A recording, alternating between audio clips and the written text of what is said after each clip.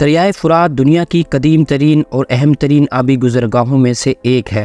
یہ سینکڑوں سالوں سے لاکھوں لوگوں کے لیے رزق کا ذریعہ رہا ہے، لیکن پچھلے کئی سالوں سے پانی کا یہ طاقتور جسم آہستہ آہستہ خشک ہوتا جا رہا ہے۔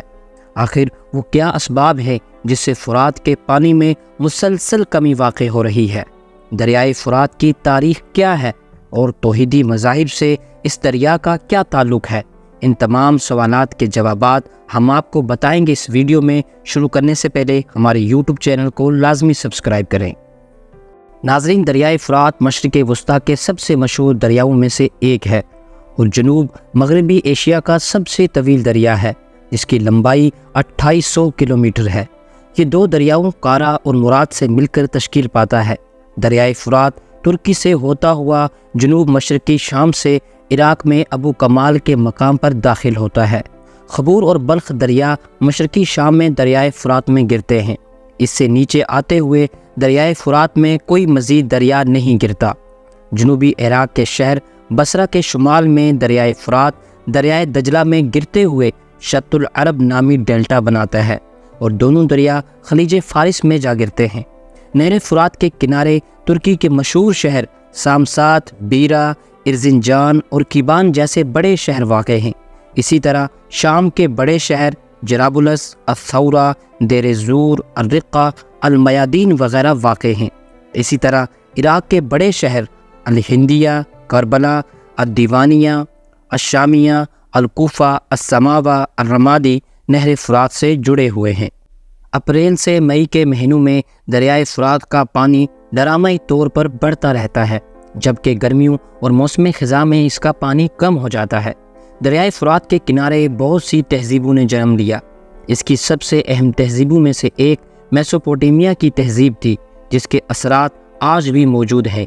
دریائے فرات سلک روڈ کا بھی حصہ تھا، ایک بڑا تجارتی راستہ جو وسطی ایشیا اور میسوپوٹیمیا سے گزرتا تھا، اور شام کا شہر حلب مشہور تجارتی راستے کا ایک بڑا پڑاؤ تھا۔ بابل، جسے قدیم دنیا کا سب سے اہم شہر سمجھا جاتا ہے، اسی دریائے فرات کے کنارے ہی اسے بنایا گیا تھا۔ دریائے فرات پر بہت سے ڈیم بھی بنائے گئے ہیں، جن میں سے اہم فرات ڈیم ہے۔ اس کی اونچائی 200 فٹ ہے۔ ادیان سماویہ میں دریائے فرات کا ذکر بارہا آیا ہے۔ مثلاً عیسائی مذہب میں بتایا گیا کہ دریائے فرات جنت کا ایک دریا ہے۔ کچھ اسی طرح اسلامی کتب میں بھی ہمیں دریائے فرات کا ذکر ملتا ہے۔ مثلاً صحیح مسلم میں ایک حدیث نبی کریم صلی اللہ علیہ وسلم نے فرمایا، سیحان، جیحان، فرات اور نیل جنت کی نہروں میں سے ہیں۔ اس اعتبار سے دریائے فرات کو دونوں مذاہب میں اہم مقام حاصل ہے۔ ناظرین، اگرچہ دریائے فرات اب بھی دنیا بھر کے اہم ترین دریاؤں میں سے ایک ہے، لیکن اسے بہت سی مشکلات کا سامنا ہے۔ سال بہ سال دریائے فرات کا پانی کم ہوتا جا رہا ہے، جس کے سبب آس پاس کی زرخیز زمین خشک اور بنجر ہوتی جا رہی ہے۔ صدیوں سے لاکھوں لوگوں کے رزق کا ذریعہ ختم ہوتا جا رہا ہے۔ دریائے فرات میں پانی کے خشک ہونے کے بہت سے اسباب ہیں۔ مثلاً دریائے فرات کے خشک ہونے کی سب سے بڑی وجہ کم بارش ہونا ہے۔ خشک سالی کے ساتھ ساتھ عراق اور گرد و نواح کا علاقہ بھی موسمیاتی تبدیلیوں اور بڑھتے ہوئے درجہ حرارت کا شکار ہے۔ 7 ملین سے زیادہ افراد دریا کے خشک ہونے سے متاثر ہوئے ہیں۔ فصلیں ناکام ہو رہی ہیں، جس کی وجہ سے 800 کے قریب خاندان آس پاس کے دیہات چھوڑ کر جا چکے ہیں۔ مستقبل میں عراق اور شام کے باشندوں کے لیے دریا کے خشک ہونے سے سر پر بڑا خطرہ منڈلا رہا ہے۔